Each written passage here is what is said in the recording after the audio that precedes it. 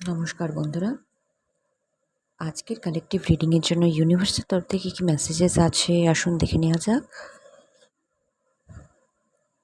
এটি একটি timeless reading. আপনি যখনই দেখবেন তখনই এই রিডিংটি আপনার জন্য অ্যাপ্লিকেবল হয়ে যাবে এবং এটি একটি জেনারেল কালেকটিভ রিডিং, তাই সবটা সবার জন্য ম্যাচ করবে না। যেটুকু করবে সেটুকু নেবেন, বাকিটা অন্যের জন্য ছেড়ে রেখে দেবেন। তো আসুন দেখে নেওয়া যাক।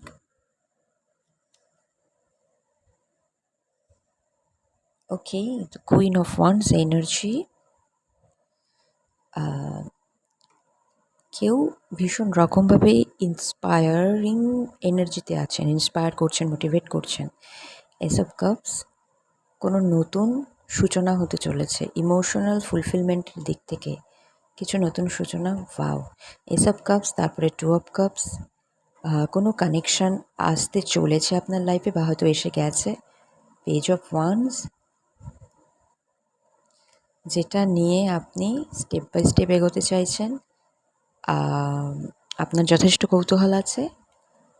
টু অফ পেন্টাকলস, যদিও একটু জাগলিং হচ্ছে তথাপি একটু ফ্রাস্ট্রেশনসও আছে।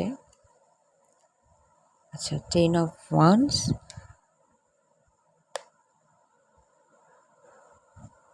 একটু ফ্রাস্ট্রেশনস আছে, সেটা যথেষ্ট যন্ত্রণাদায়ক। কিছু কিছু মানে সেটাও যেমন যন্ত্রণাদায়ক যে জিনিসটা হয়তো খুব সেই রকমভাবে স্পিডে এগোচ্ছে না যেরকমটা আপনি চান, ঠিক আছে সেটা।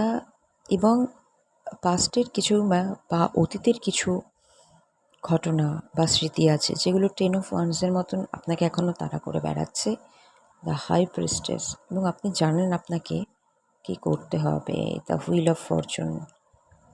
কারণ এখন আপনাকে আপনার সময় হয়ে এসছে সেই টেন অফ ওয়ান্স থেকে বেরোনোর। পেজ অফ কাপস, এনার্জি, কোনো অপরচুনিটি।